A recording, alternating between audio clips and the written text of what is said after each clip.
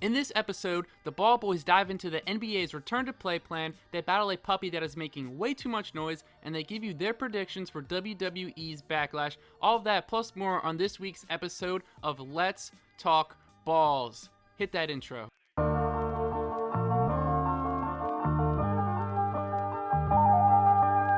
If you want to talk, then let's talk balls. What's up, everybody? New episode of the pod. We're back. I'm Dylan. I'm Mark. We're the Ball Boys, and we're back in business. Our second episode via home studio. A little DIY action we got going on here. Exactly. That stands for do it yourself, in case you don't know that. Mark, with his first time editing an episode of the pod last week, did an amazing job. Yep, I got my hands a little dirty, you pulled up the sleeves, and I did what I could do. And he did a great job. Thank you. So let's go into this episode. Like we said last week, sports are coming back. So we've got a few different topics that we want to touch on this week. We touched on the NBA's return to play plan last week, and it has officially been cleared. So we're going to go in a little bit more detail about that. Mark, you got any more details about like the NBA's return to play plan? Yes. So the return to play plan will send 22 teams to Orlando, Florida, and it is going to take. There will be 8 regular season games for each of the 22 teams, and that will determine the seeding for a complete 16-team playoff field. The season will start July 31st, and the NBA Finals will end no later than October 12th. There are 13 teams from the West and 9 teams from the East. It's the 8 teams that are already in playoff contention, and then the next best 6 or 4? What is it, 6? Yes, 6. And that is only one team from the East, which is the Wizards, I believe. We touched on it. This is the same return to play plan that we touched on last week. Like we said, Woj said it was going to be pushed through, and it officially has been. So NBA basketball is back. The NBA is back. Yes, and the NBA draft is now October 15th, and then free agency will follow on October 18th. Nice. So this is, I believe, a big win for our hometown 10-9-8-7 in the word of Dan. Yes. So it's great news because it's given Embiid time to rest. For what we've been told, he's been working out and he's gotten in pretty good game shape.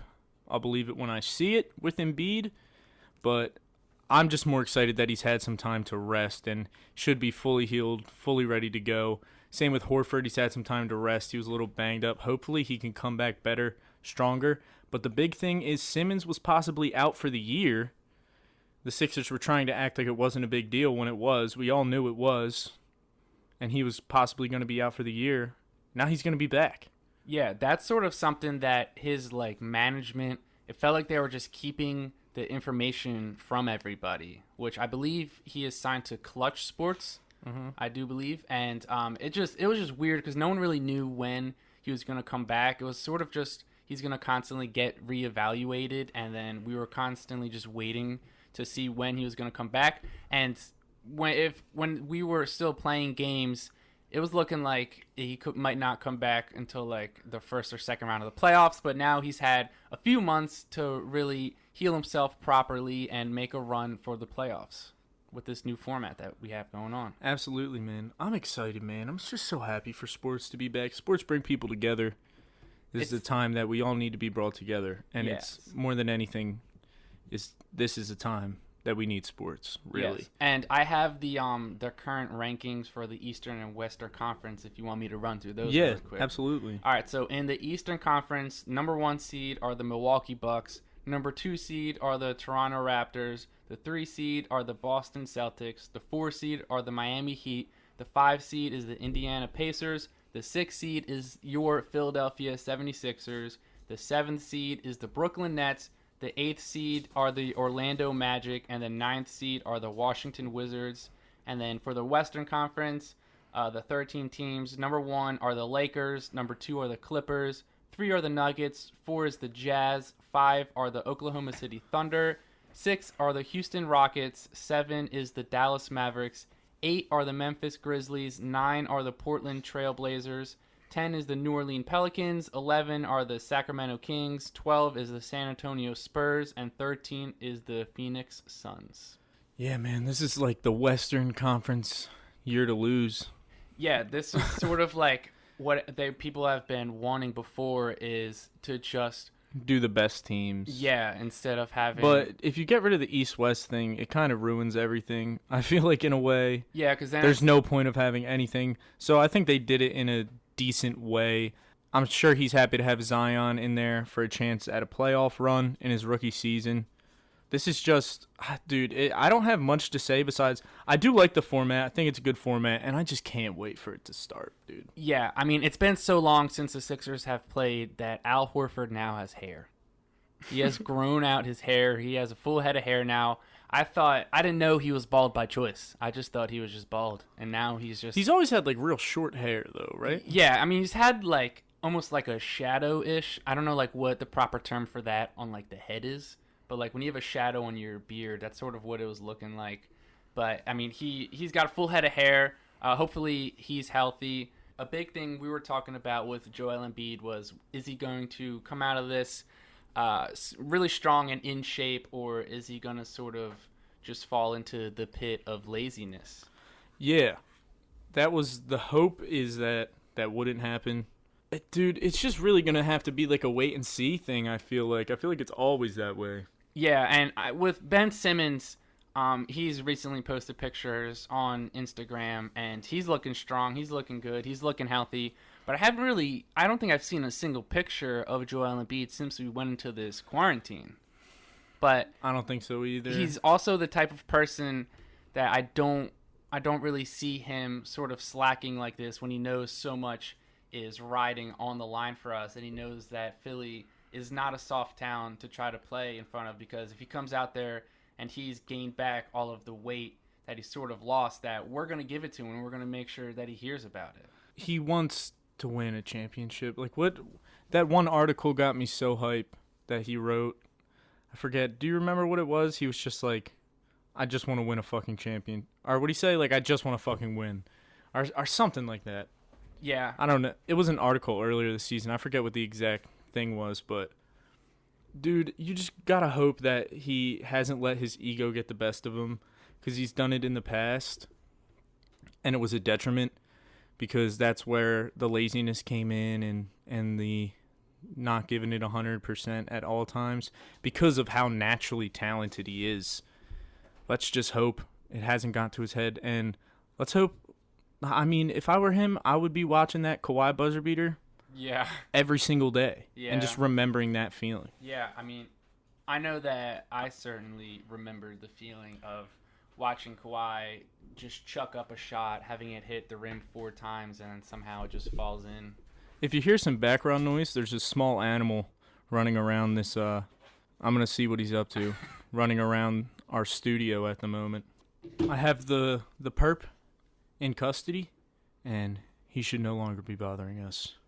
He should no longer be a problem. I took care of him. So if you had to put your money on someone, a certain team, taking it this year, who do you think it would be?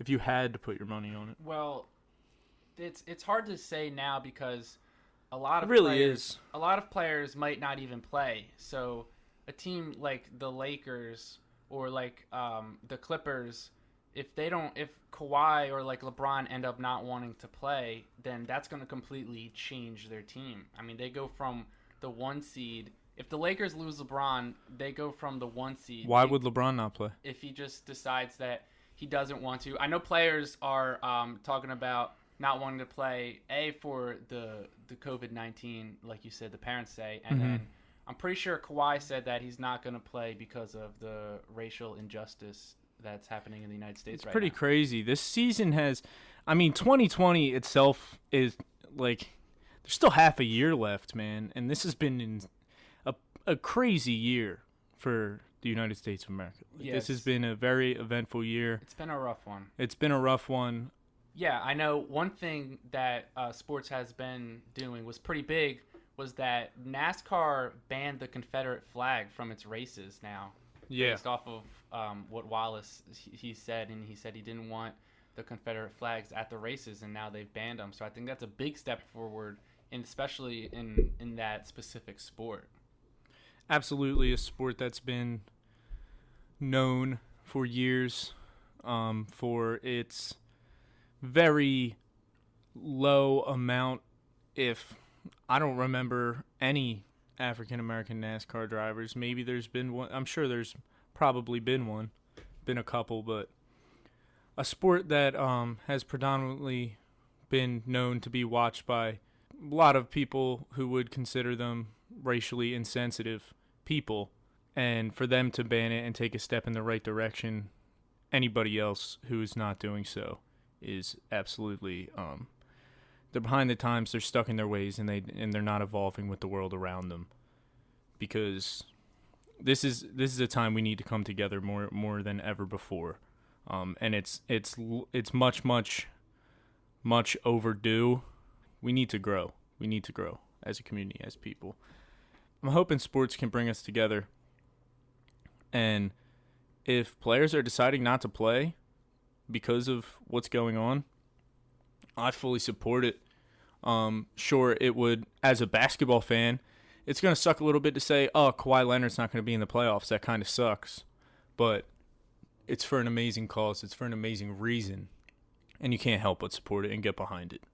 Yeah, and it's just like what's going to happen is if a lot of big players don't play, then there's definitely going to be an asterisk next to this for your team if they win. It's going to be – it's been a weird season, man. It's been a weird season for sports. But, like, players who aren't playing – due to the racial injustice, like that's a bigger cause than having. It's much bigger than basketball. Yeah, it's much bigger than basketball. It's bigger than this country as a whole. It comes down to like a humanistic level where people have been mistreated. Specifically, black or brown people have been mistreated for years, and it's gone on for far too long. And it's about time where it's like, okay, do you hear us now? Do you see us now? And for Kawhi Leonard to even consider not playing, I think is a big step in the right direction. I think it's a big move by him, and there's nothing but respect to him for that. Yeah, a guy that once broke our hearts, I respect him a lot more if he decides to do that. Yeah, absolutely. So I guess overall, to end this segment, like where are you at with the Sixers? How do you feel? Well, I'm usually an optimistic person.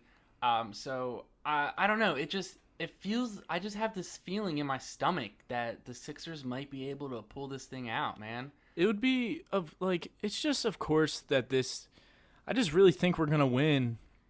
Yeah, dude. Because of course this is the season that we would win. You know what I mean? The Sixers, nothing about this Sixers team for the past 5 to 10 years has been orthodox whatsoever. Since the process started, it's been nothing but unorthodox. It's been nothing but weird. It's been nothing but super strange. So, of course, in one of the strangest seasons in NBA history would be the one that we win, and I will wear it with pride. Yeah, if that is the case. People are gonna say I'll wear an asterisk on my shirt and a ring on my finger. Yeah, dude. And honestly, I want that chip. When we pull this thing out, when we win the NBA championship, people are going to say that the season was shortened, that there's an asterisk next to it. I don't care. It's still going to go down as an NBA championship. You know what I'm saying? Seriously. That's all that matters. It's whatever team, whoever doesn't win is going to say, well, it has an asterisk next to it. Yeah, especially whoever loses in the finals. Whoever comes in second place is going to say, well, it doesn't matter. Even though they would have been on the other side if they won. That's just how a lot of people are, and that's how a lot of sports are, really. But, yeah, like what you said, this just definitely feels like a Sixers way to win an NBA championship. And I know... I wouldn't want it.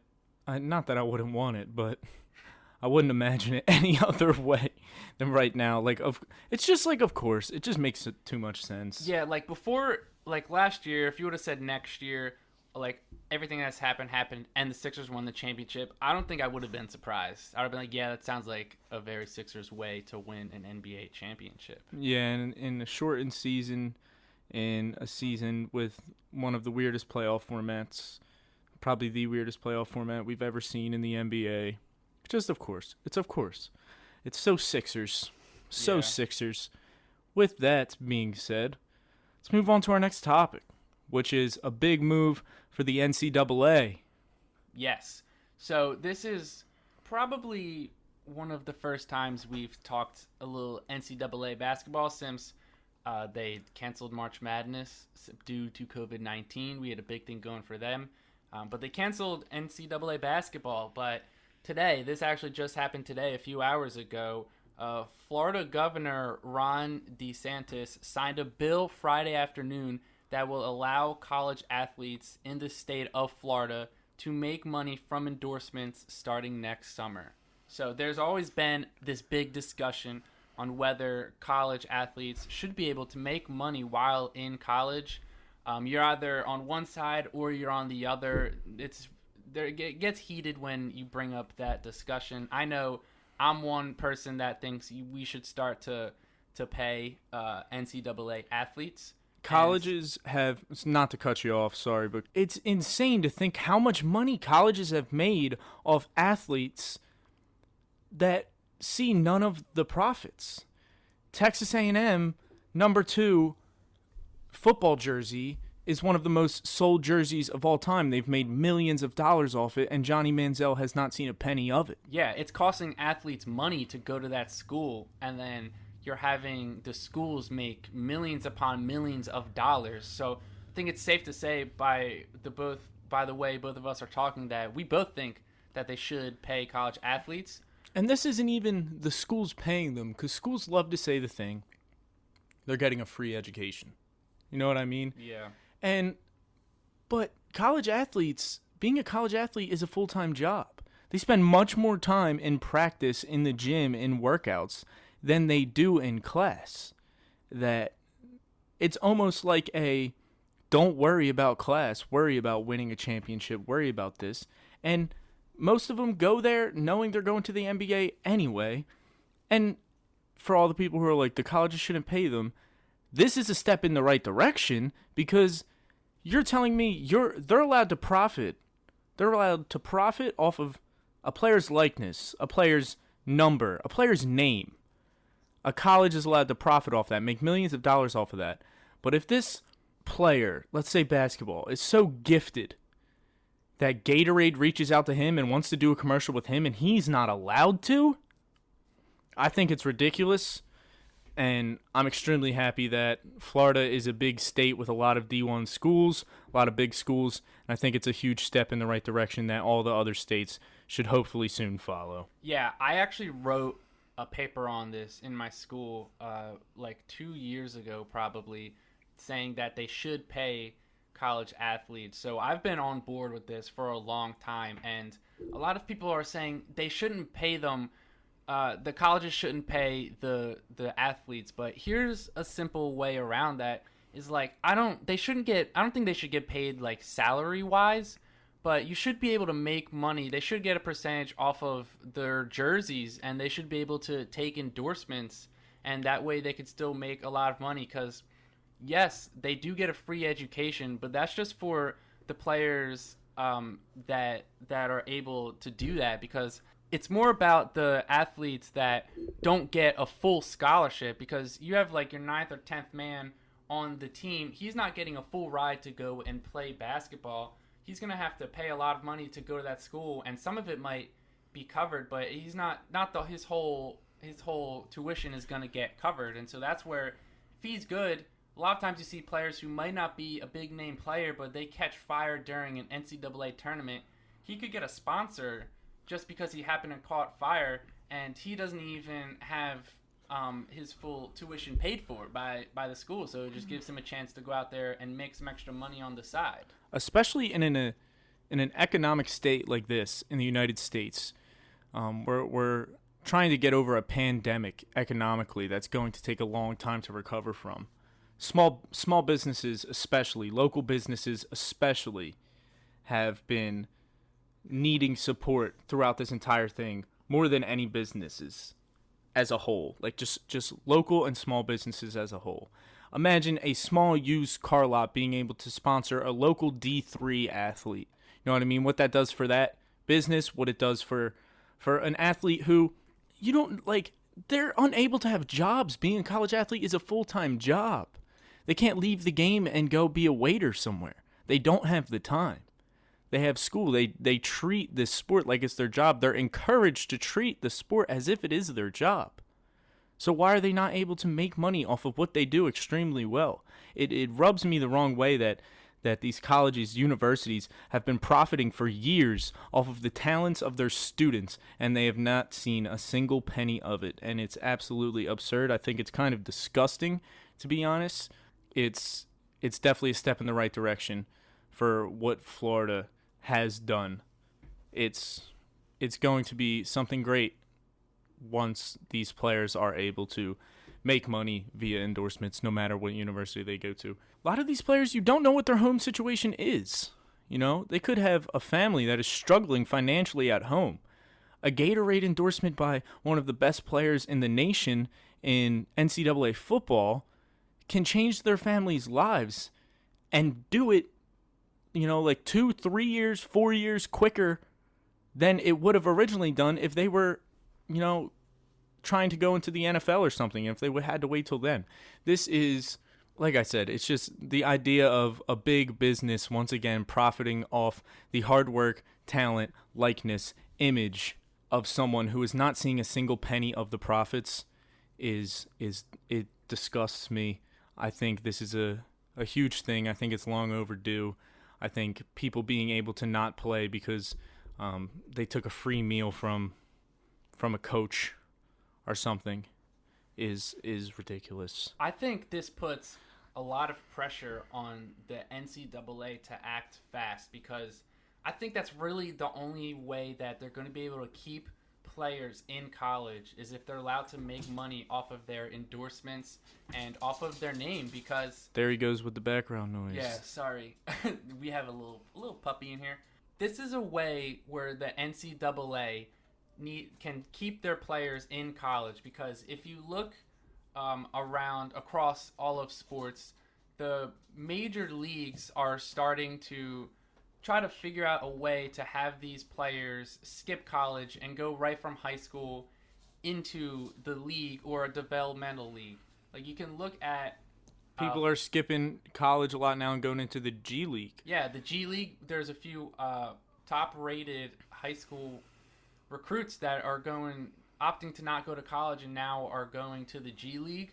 And I think if the NCAA doesn't make a move quick, there's going to be a lot more of them joining them. Yeah, absolutely. And I'm pretty sure they were in talks. The NFL is in talks with trying to figure out a way to where they wouldn't have to go to college. They can just expand like their practice rosters or something, or sort of get a developmental league under the NFL to where they can just have players come out and not go to college, or just go to college for like a year and then go to the developmental league. And the PGA Tour is actually starting a college, a PGA Tour university, to help players go right from there to the Korn Ferry Tour, which is like their amateur tour. So I think this is a big wake-up call for the NCAA, and it puts a lot of pressure on them to have to go out there and make a decision, because I think if more states don't do this, then the colleges are going to see a decline in students, athletes. Absolutely. It's bound to happen. And I think this is a huge step in the right direction.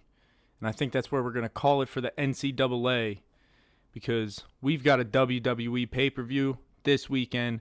It's time for Let's Talk Balls Mahoney, our pro wrestling segment of the podcast. I am Dylan. I am your defending predictions champion.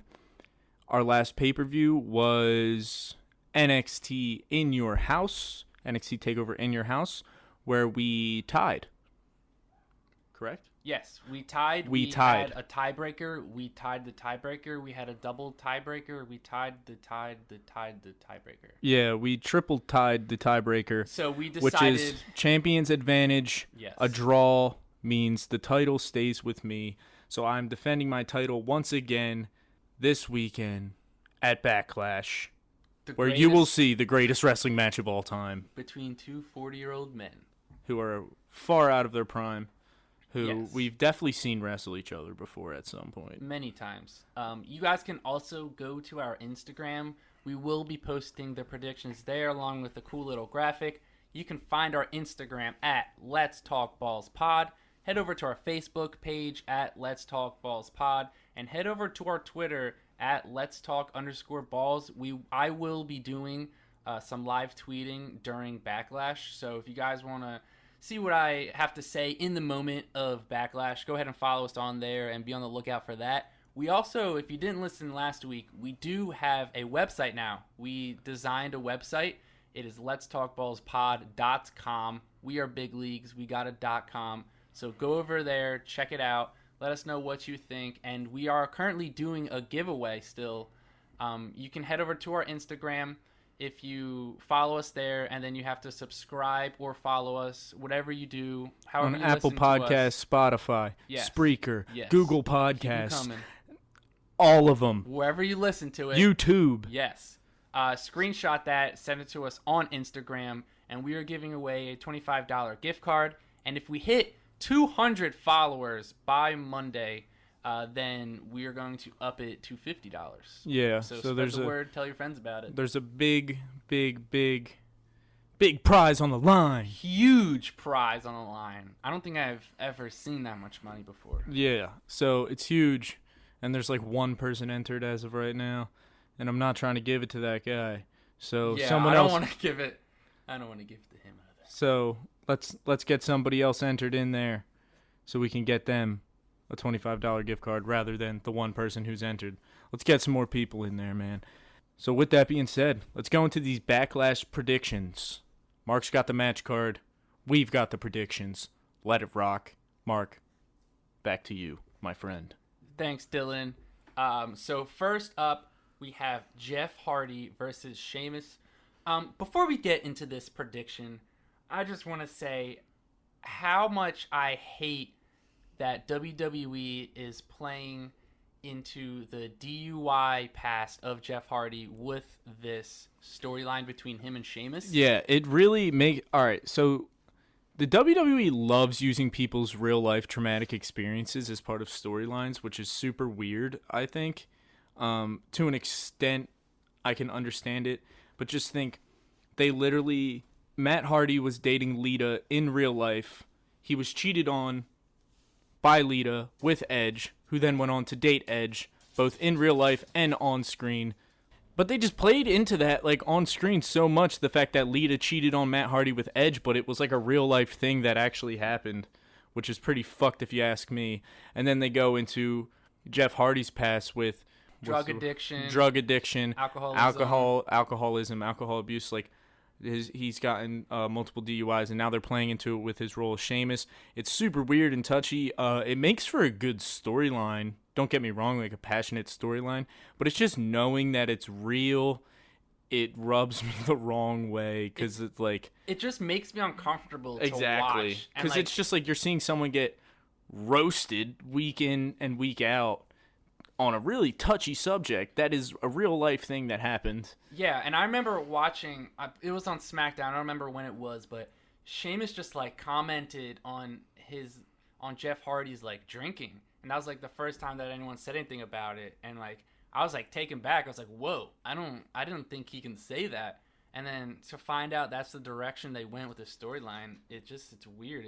It just disgusts me because I just hate to watch it. Honestly. It's like I said, it makes for interesting television, but it's a touchy subject, and it makes me feel uncomfortable being a fan of Jeff Hardy and seeing that be used not only against his brother in the past for way too long, but now him. Yeah, and you can just look into his eyes and just see that he doesn't want to wrestle for WWE anymore. Yeah, dude, he just seems so sad. He's pretty uncomfortable. Especially with the success that his brother, Broken Matt Hardy's having in AEW. Absolutely, you definitely know that once his contract is up, he's going to AEW. Whenever that is, I don't know, but I should find out. Anyway, I'm going to take Sheamus. I'm taking Jeff Hardy. Are you? I'm going to take Sheamus. I don't think this is going to be the end of this storyline. I think it's going to continue on, and I think Sheamus is going to get the win. This was a tough one for me. I could really see this going any any way, really. But I just think Jeff Hardy is just going to come out on top. Hopefully they will see the negativity that every wrestling fan has given them for the storyline. They have Jeff Hardy win, and then they quit the storyline. Sorry, I'm laughing. This dog just basically collapsed. I think he's finally tired out a little bit. But it was just funny the way he laid down. He gave us a big, like he's pretty much just done, hopefully. Who knows? Anyway, match number 2. Match number 2, we have the United States Championship match with your current champion, Apollo Crews, squaring off against Andrade, who won the triple threat match to earn himself a shot at the title. Taking Apollo Crews. I am also taking Apollo Crews. I was hoping it was a triple threat match between Andrade, Kevin Owens, and I can't remember the Angel third. Garza. Angel Garza. I like Angel Garza. I do like Angel Garza. I think Andrade's like the safe bet. Get him his rematch, and then hopefully end that storyline there. Yes. So next up, we have the Women's Tag Team Championship match, which is your current champions, who are Bayley and Sasha, facing off against Alexa Bliss and Nikki Cross, facing off against the Iconics. It is a triple threat tag match. The Iconics are back. Dylan, who are you taking? This one was like one of my hardest picks. I'll go Bayley and Sasha. Dylan's taking Bayley and Sasha. I'm not too happy about it, but I It's- don't know. I don't feel fully confident in any of the picks, but I'm going to go Bayley Sasha. It's a tough one for me because I don't see why they would make Bayley and Sasha the champs just to take it away like a week or two later. That's kind of where I'm at too. But I also don't see with- why they wouldn't bring back the Iconics to give them the belts. So that's where like I'm sort of torn between that. I'm going out. I'm taking the Iconics. All right, I'll take the Iconics. and I think the Iconics had a pretty horrible tag team title run, so I Yeah. think they're kind of due. They deserve a better run. They're really playing into the whole like Becky and Sasha thing. I think it's just gonna have a bigger like eruption between the two. That's why I'm saying they're gonna keep it. I think it's gonna like one of them, like Sasha might cost them the titles or something, and Bayley snaps or. Yeah, because they've sort of been flirting with that. Where, For months, though. Yeah, it's that, been like a year, it feels like. like Bayley like accidentally hits Sasha, and then Sasha gets like mad, but then she ends up like quickly forgiving her, and then they win the match. Yeah, so I'm going to have to go with Bayley and Sasha on that one. All right, so next up we have the Raw Women's Championship match, which is your current champion, Asuka, facing off against Nia Jax. I am going to take Asuka. Yeah, I think Asuka as well. I'm going to take Asuka because they're not going to take the title off her anytime soon. And I feel like she's kind of been held out of a legitimate title run, a good one at least. I mean, her last title run, she lost via big boot to Charlotte Flair so they can make a triple threat match at WrestleMania. So I think I'm going to go with Asuka. Yeah, I think this is like establishing her as a champ because the way she got the belt, it was pretty much handed to her. So she needs a big win to sort of solidify her that she is a champion and that she can have a good wrestling match with the best of them. But Nia Jax is not the best of the women wrestlers. No, yeah, I think it's like they love to bill her as a powerhouse, which is good. I think it's a good win for the champion to get a win over her. But I just really can't see her taking the title off Asuka this soon, especially. So yeah, and Nia Jax is just like so sloppy in the ring. Yeah, absolutely. Especially when she punched Becky in the face and like broke her nose. All right. So next up we have the Universal Championship match, which is a handicap match. You have your champion Braun Strowman facing The Miz and Morrison. Hey, ho, ho. Dylan, who are you taking? Braun Strowman.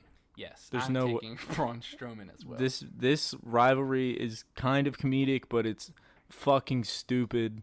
It makes one of your marquee titles, the main title on the SmackDown brand, look like absolute garbage. I think so. It's like nice comic relief. It's a nice comic relief. What's the word? Comedic relief? No, comic relief. It's a nice comic relief storyline, but it should not be where your main event title is. Yeah, like the most prestigious title. Yeah, the most prestigious title on your brand. That's not where it should be in a comedic storyline like this with them pranking each other and stuff like that. I think it's a little stupid. I think this storyline is fucking dumb. It's like, and I think Braun Strowman's going to keep the title and probably go to another stupid storyline. Yeah, it's like WWE sort of forgot how to properly book storylines since there's been no fans in attendance. But with that being said, next up we have the WWE Championship match, which is your champion, Drew McIntyre, squaring off against the almighty Bobby Lashley. Bobby Lashley versus Drew McIntyre for the WWE title. Is MVP going to be in the corner of Lashley? Most likely. Yes, I would bet my bottom dollar on it. So, I'm really scared McIntyre's not going to win, but I'm going to say McIntyre. I'm fully confident that McIntyre is going He better win. to win. He better win. Bobby Lashley's definitely improved as a wrestler, especially lately when you put a manager on him like that, and he's a heel. That's always been his thing. He's always been great in the ring. He's got the look, but he's never been amazing at the mic, or he's never really had a great character. MVP is an amazing talker, amazing on the mic, and since he's getting older, I think he's great in this managerial role with Lashley, but I don't think they take the title from McIntyre. Yeah, neither do I. McIntyre is definitely their most over superstar on the roster. He's been thriving in these empty arena matches. Dude, he's great. He's the best thing WWE has going for them right now. So taking the title off him would be idiotic in my opinion. But yeah, McIntyre keeps the title. And then, is there any more matches besides the greatest wrestling match of all time? Nope. The greatest wrestling match of all time is the most likely going to be the main event. I could see them adding the Street Profits against the Viking Raiders on this, or whoever wins the IC belt. They could have a match on this card as well. But I definitely think that the Viking Raiders and the Street Profits will come out with a match, maybe in the kickoff show. Sorry, your dog just keeps nibbling on me like I'm a toy. Yeah. It's distracting. Okay, so we have the greatest wrestling match ever in the history of wrestling matches. This is the greatest one, which is Edge. It will never be topped ever It is by Edge. anybody ever in the world. Any wrestler. Ever. It's not better than Omega versus Okada. I don't care what anyone says. It's Edge squaring off against Adam Edge Copeland. squaring off against Randy Orton, the Viper, RKO out of nowhere, aka the guy that just trashed NXT TakeOver in your house on social media. I'm taking Randy Orton. I think they're going to try to pull out another match after this one, so it'll be 1-1. I'm going to take Orton too. I definitely think it's going to be Orton. I do. Yeah, I think I think they're going to probably have this peak at SummerSlam probably. Yeah, they're milking this storyline and this rivalry. And I think it's weird that they waited an entire month to like restart it in a way. It's weird, man. It's super weird that they're billing it as like the greatest wrestling match ever between two men who are far past their prime. It's just weird, but I think Orton is going to beat Edge. I do. Yeah, and then they'll even it up at 1-1 and probably have maybe another regular wrestling match at SummerSlam. Hopefully end that feud. Yeah, I could see them doing. Love to see Edge versus Rollins or something like that after that. Yeah, I could see them doing like a steel cage match or something. Something that requires a bit of wrestling, but also if you want to get dirty and get extreme, you can, and you can do that in a steel cage match. Or maybe a last man standing match, I could see. They just did that. Then I don't think they will do that. They did that at Mania, yeah. Forgot they just did that. They're definitely going to milk this rivalry, I think. Yeah. Unless Edge wins, but I really think Orton's going to win. Yeah, and I think they're going to milk it till SummerSlam. That's something that, like... They have two legends in a SummerSlam match. The legend killer, Randy Orton, coming back with the punt kick. That would be sick, but they're probably not going to do that. Yeah, so. And WWE sort of really hanging on to storylines. That's something my girlfriend who barely watches wrestling events, she's next to me, but she doesn't really watch them. That's something that she even pointed out to me when we were watching AEW. She said, AEW really doesn't hold on to these storylines, and they don't have the same matches like WWE does. And I just turned and I said, "You're damn right." I said, I'm very proud of you for noticing that. That's someone who just plays her Switch while I watch wrestling. And you can't ask for much more. No. It's a great observation. Yeah. It's an amazing observation. It's very true. Yeah. Also, WWE loves milking their storylines, especially between something to do with a legend or someone who's big and buff, and it's annoying. Yeah, and last week, 2 Wednesdays ago, we were watching AEW, and Orange Cassidy came out, and then Jake Hager was in like the same.